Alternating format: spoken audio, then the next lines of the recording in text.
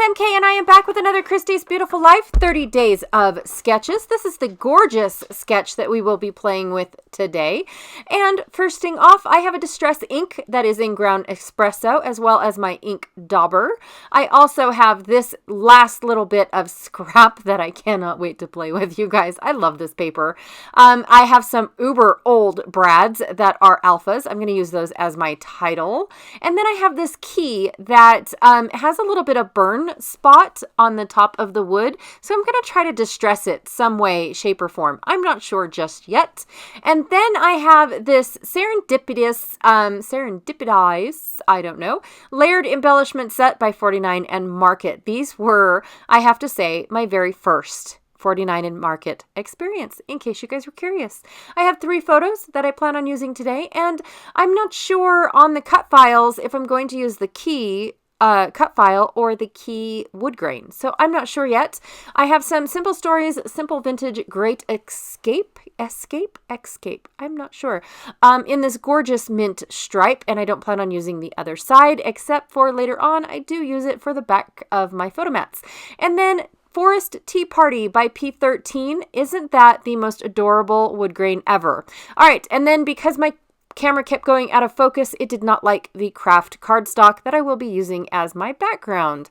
So I'm going to take and rip, yes, rip and ink the edges of this P13 wood grain paper. Now, I went super speed on this fast forward because I wanted to leave the entire process in, just because I don't really do that very often, assuming that everyone has watched me for like a really long time and that I don't get newcomers. So I apologize about that if I cut out a bunch of process, because I assume that you guys have all seen it before. So with that assumption, I went ahead and I left it all in. I just ripped out one giant part of that wood grain paper.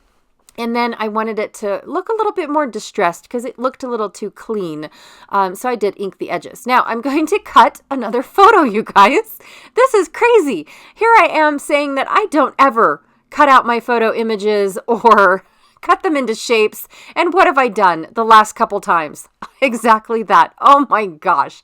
I am never going to say never again. Oh, I just did. Anyways, I'm going to use this totem pole that says 6 on it because this is the number 6 house on our Bodie tour guide, and it's a self-guided tour guide. But what you do is you pay for a program when you first get there. There's 2 little like park ranger type people standing at the entrance to Bodie, and they direct you to where you need to park. And then you're asked, do you want a program or not?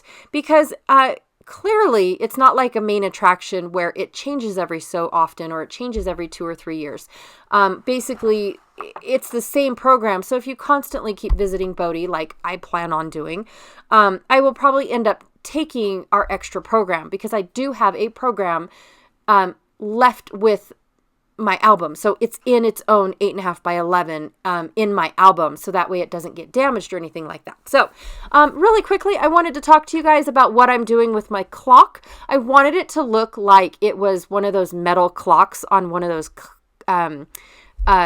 like courthouses back in the day when they lifted up those ginormous clocks all made out of wood and metal and whatnot. So I was distressing it with a few distress oxide sprays in brushed corduroy and frayed burlap.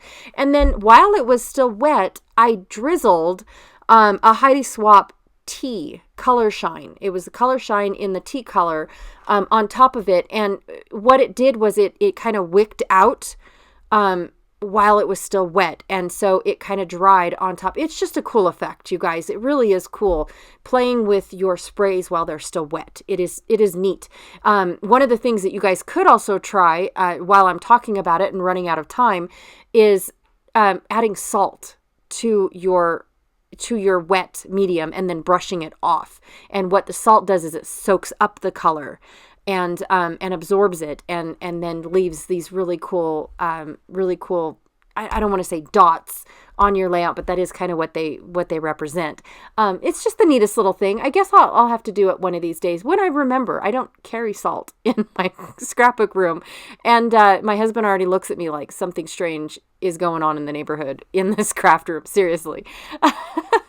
So why not bring salt in? Anyways, I'm going to go ahead and finish off with this layout, but this house is actually really, really special, and it is in such great shape. And the reason that is because it belongs to a gentleman named James Stewart Kane. So my title is going to be the Cain, well, just Cain House, not the, but just Cain House, with those little Brad Dilios going on. Cain showed up into Bodie at age 25. He came to Bodie in 1879. He was one of the first settlers that believed in Bodie. And I have to tell you guys that it says here that he married Martha Wells of Genoa, Nevada. I've never heard of Genoa, so I need to go look that up to see if it still exists. But he married her at the young age of 18. And it blew me away because the photo that shows Cain and her, he looks rather older than she does. And so that's what made me kind of dive in and see what age did they marry back in the day. And so, yes, she definitely got married at young age. She had 4 children over the span of, I want to say, 7 or 8 years. Because they were quite far away from each other. The children were. And so yes, 4 children, and 3 of them were born in the town of Bodie. So I thought that was really, really cool, to be honest. Also, too, Cain actually started a business. It was a lumber business, bringing in the lumber over Mono Lake, which now is no longer allowed to be even touched by man. There's people that go out and they test the waters and whatnot, but anything on the lake is restricted. But he actually had barges and steamboats when Mono Lake was at its finest, I should say. It used to be a huge lake, and now it's kind of like a little pond, unfortunately. But yes, he brought in the wood, transported the wood back in 1888 to help build the supports for the mines. So that was kind of cool. And then he opened up the Bodie Bank. He became the bank teller at Bodie Bank, when the town was booming. And he did that. He kept the bank open until 1932, to be honest. But in 1915, he actually acquired the Standard Mining Company. Remember the mill that we were talking about a while ago? Yes, he actually acquired it due to some court actions. It doesn't really go into any detail about the court actions, but now he is a proud mining owner, which was really cool because of the fact that he always believed in the Bodie mines, and he kept them going until they moved away in 1934, and he passed in 1938. So, and then his wife lived actually 5 years after he did. So anyways, hey, I'm all done.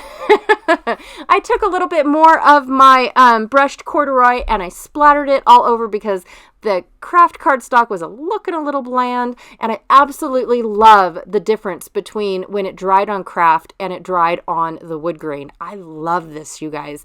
Anyways, I only used a little bit of the I don't even know what they're called, the layered embellishments from 49 and Market, but yeah, that's all I did to this layout. I absolutely love it. I don't hardly ever do angled layouts like that, you guys, but I do enjoy when I get the opportunity to be challenged to do them. So be sure to check out everyone else that is playing along with Christy's Beautiful Life and 30 Days of Sketches. All of their links are below in the description box of this video.